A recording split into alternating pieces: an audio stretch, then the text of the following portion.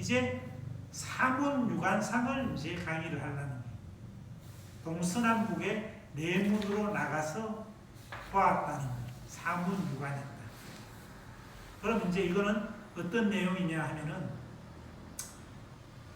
태자가 이제 카필라와투 성 안에 있다가 봄철이 돼서 날씨도 좋고 이러니까 이제 성 밖으로 이제 시자를 데리고 시종을 데리고 이제 구경하러 나간 거예요.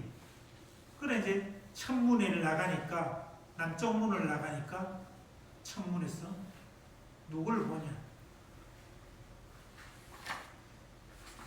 노인을 봤어요. 노인을 보니까 지팡이를 짚고 꼬부랑 지팡이를 짚고 이렇게 가는데 막 힘들어하면서 걸어가는 거예요. 그걸 보고 태자가 시종에게 물어. 저 사람이 어떤 사람이냐 이러니까 노인이라는 거예요.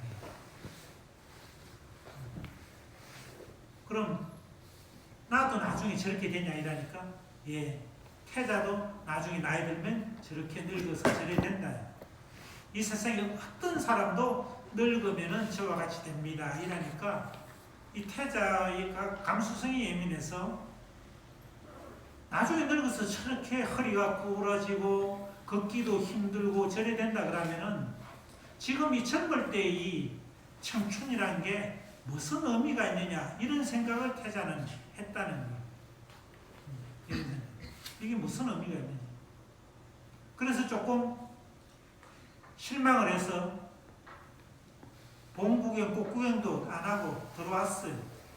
그 성에 들어와서 근심이 걱정인 그런 얼굴을 하고 있으니까 수토다나 왕도 굉장히 마음이 쓰이는 거지. 그러다 이제 며칠 있다 다시 이제 시종을 데리고 동문으로 나갔어요. 동문으로 나가서는 누굴 보게 했냐면은 병든 사람을 본 거예요. 아야 하면서 막 아파하고 이러니까 태자가 시종한테 또 물었어요. 저 사람은 어떤 사람이야? 병든 사람이야. 나도 그렇게 됐냐?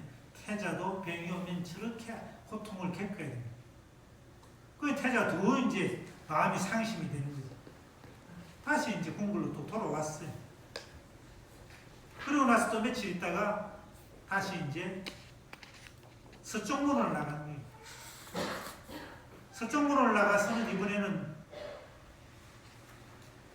하장으로 가는 시신을 시체 죽음을 본 거예요.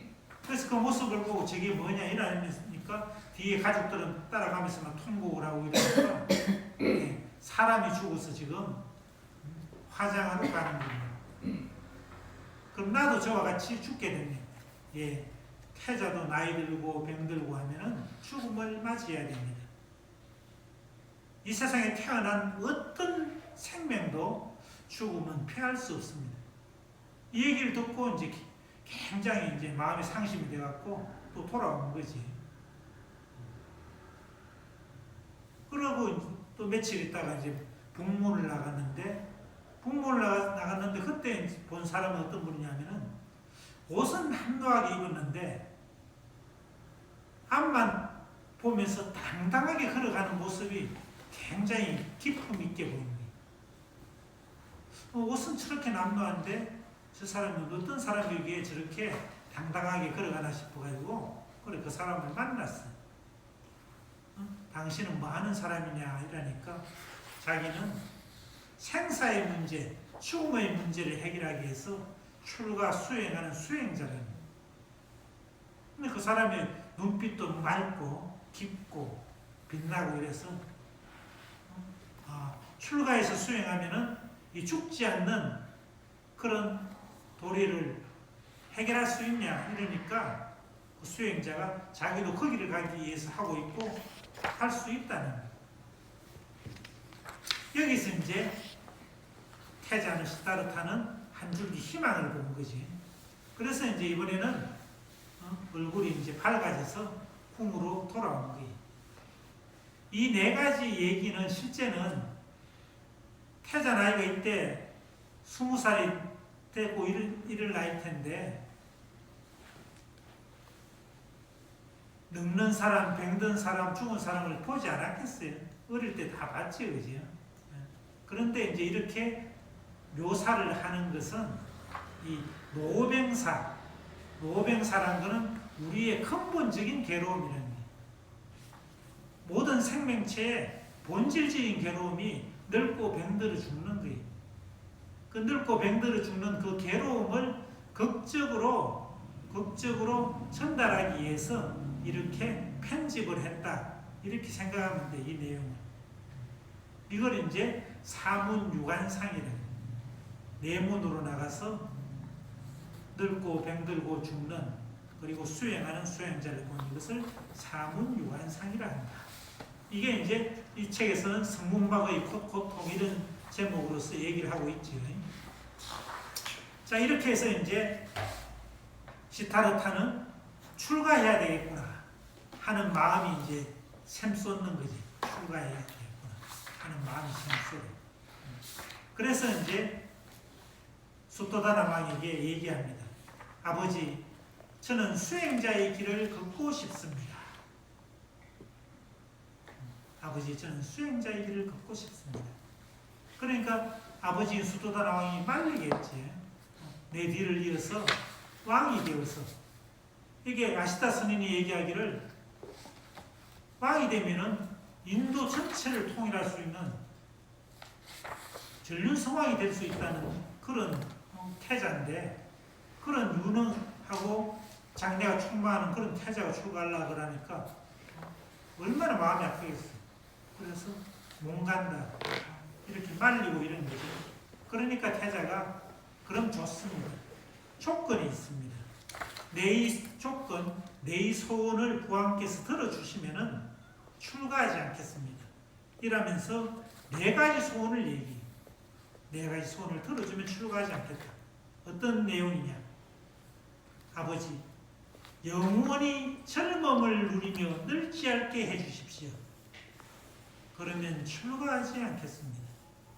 늙지 않게 해준다 그러면 출가하지 않겠습니다. 아버지, 영원히 병들지 않고 건강하게 해주십시오. 그러면 출가하지 않겠습니다. 아버지, 죽지 않고 영원히 살게 해주십시오. 그러면 출가하지 않겠습니다. 아버지, 사랑하는 사람들과 영원히 이별하지 않게 해주십시오.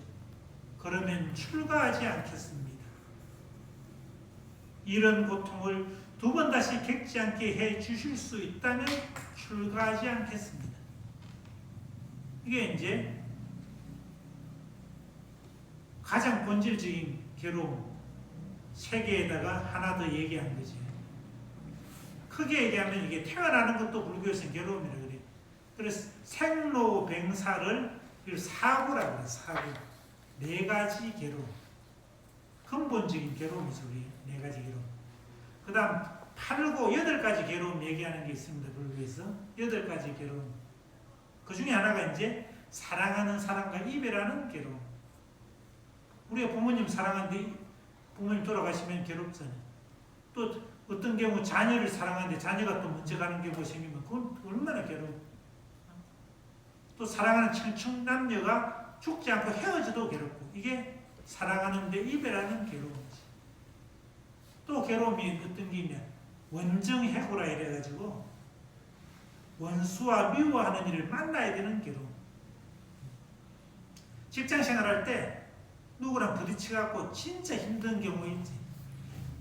저 사람하고 같이 근무하면 안 되고 힘든 경우지. 그런 경우 원정해고지. 사랑해서 결혼했는데 성격 차이로 나중에 싸우기 시작하면 집에서 봐야 되는 그거 원정해고지. 그 다음 구보덕고 하는 거는 은하는 걸 얻어야 되는데 은하는 걸 얻지 못하는 괴로움. 돈 많이 벌어야 되는데 안 벌리는 거. 좋은 직장 취직해야 되는데 안 되는 거. 이 원하고 구하는 게 안 얻어지는 괴로움. 그 구보덕거라는 거. 그 다음 오음성고 이래서 이 육체의 어떤 기운이 치성에서 오는 또 괴로움이라는 게 있어요. 이걸 합치면 8고라고 해요. 또 괴로움을 더 나누면 108괴로움도 있겠지. 그래서 4고, 8고 이런 거는 제가 지금 안 적어놨는데 저기에 이렇게 말로 하는 것이 잘 전달 안 될 수 있는데, 여러분 전달 안 되면은 어떻게 하냐? 사고 팔고는 제대로 전달되지. 그러니까 그 사고 팔고를 네이버에 쳐보면 돼요. 그래서 모든 이런 용어에 무슨 말인지 잘 모르겠다 이러면은 네이버를 참고하면 됩니다. 이런 이제 괴로움 때문에 이 시타르타는 출가를 결심합니다. 근본적인 출가, 늙고 병들고 죽는 이 문제를 해결하기 위해서 출가한다. 그러니까 부처님의 출가의 동기를 우리가 이제 알 수 있어요. 출가의 동기가 이런 문제를 해결하기 위해서 집을 나가면은 그건 출가고, 집에 불평불만이 있어서 집을 나가면 그건 가출이지. 54페이지. 새로운 희망과 라울라의 탄생. 이게 이제 출가하게 되니까 이제 하나의 희망을 가지고 출가하니까 이게 이제 새로운 희망이고, 그렇게 출가를 결심하고 있을 때 아들이 태어났어요. 그 아들의 이름을 라훌라라 합니다. 라훌라. 라훌라의 탄생은 한편으로는 출가하는데 장애거리가 되고, 한편으로 장애거리가 되기 때문에 라훌라라는 뜻 자체는 장애라는 거예요. 장애라는 의미를 가진 이름입니다. 왜냐하면 사랑하는 부모, 사랑하는 부인, 사랑하는 자녀를 두고 출가한다는 게 그게 쉬운 일이 아니거든. 그래서 출가를 머뭇거리게 하니까 장애가 될 수 있지. 근데 라울라의 탄생은 내가 생각할 때 한편으로는 또 출가하는데 장애물이 없어졌을 수가 있어요. 왜냐하면은 왕위를 이을 아들을 놔두고 이제 출가하는 거니까. 자기는 출가하지만은 수토다나 왕으로서는 손자가 태어났으니까 손자에게 왕위를 넘길 수가 있지. 그래서 아버지는 출가하는데 발걸음이 조금 가벼워질 수도 있지 않았겠나, 이런 개인적인 생각은 해봅니다. 이렇게 해서 이제 출가의 길을 간다. 자, 1장 끝났어요. 이제 후도의 길, 제2장 후도의 길 보겠습니다. 60페이지. 집을 나서다. 집을 나서다. 이게 이제 출가하는 거지. 출가하는 거. 팔상록에서는 이걸 제목을 뭐라고 얘기하냐면은 유성 출가상이다 이래요. 유성, 성을 넘었다. 뛰어넘을 유자거든. 성을 뛰어넘어서 출가하는 모습이다. 카필라 왁두 성을 뛰어넘어서 출가하거든요. 집을 나서다. 60페이지 다째 줄 보면은 한나그네가 강야를 거니다가 죽되 있는데, 이 내용은 안수정등의 비유라하는 비유 내용이래. 읽어보셨을 텐데 어떤 비유냐면은 대략적으로 제가 이 말씀드리면은 한나그네가 강야를 거닐고 있었는데 저쪽에서 코끼리가 그 나그네를 보고 나그네를 해치려고 막 쫓아오는 거예요. 그러니까 코끼리를 쫓아오니까 살기 위해서는 뛰어야 되잖아요. 뛰면서 광야이기 때문에 넓은 벌판인데 몸을 숨길 곳을 찾아야 되잖아요. 나무가 있으면 나무 위로 올라가든지. 그런데 아무것도 없는데 가다 보니까 우물을 하나 발견했어요. 우물 속으로 몸을 숨겨야 되겠다. 그 보니까 우물에 내리다 보니까 우물로 내려가는 칡년쿨이 있는 거예요. 덩쿨이. 아유 잘됐다. 이 덩쿨을 잡고 내려가자. 그 덩쿨을 잡고 이제 내려갔어. 그러면 이제는 코끼리 쫓아오는 걸로부터는 이제 피했지. 코끼리는 우물 위에서 이제 내려다보고는 있지만. 그래서 이제 우물로 내려가는데 우물 저 밑에 보니까 물은 없지만 저 밑에 보니까 독사와 동룡이 보이네. 그 밑에 떨어지면은 독사와 동룡한테 잡아먹힌다는 거예요. 아유 큰일 났다. 위로 올라가면은 코끼리한테 죽게 생겼고, 떨어지면은 독사와 동료한테 죽게 생겼고, 그 하는 와중에 멀리를 쳐다보고 있는데 뭐가 똑똑 떨어지는데 이게 뭔가 싶어갖고 햇바닥에 해를 갖다 대니까 꿀이라 꿀맛이 얼마나 좋은지. 그래가지고 잠깐 잊어. 코끼리도 있고 독사도 있고 꿀맛이 좋아갖고 그거 맛보면서 꿀맛 이거 좀 더 안 떨어지나 이렇게 하면서 해를 내고 있는 거예요. 그런데 그 후에 덩굴에서는 무슨 일이 벌어지고 있냐? 하얀지 검은지가 덩굴을 깔고 있어. 이게 이제 하얀지 검은지 밤낮을 얘기하는 게 세월을 얘기하는 거예요. 세월 가면 보다 그게 딱 끊어져 갖고 밑에 떨어져 죽는다 이런 얘기죠. 그러니까 이 나그네는 죽음이 갱각에 달려 있는데 언제 죽을지도 모르는데 그 꿀맛에 취해가지고 거기에 취해가지고 죽음에 대한 걱정도 안 하고 있다 이런 얘기를. 그 꿀맛은 오욕락을 상징하는 거예요. 우리 인간의 욕망, 오욕락. 우리들이 욕망에 빠져가지고 죽음이 바람 앞에 덩굴처럼 가까이 와 있는데도 불구하고 그것을 깨닫지 못하고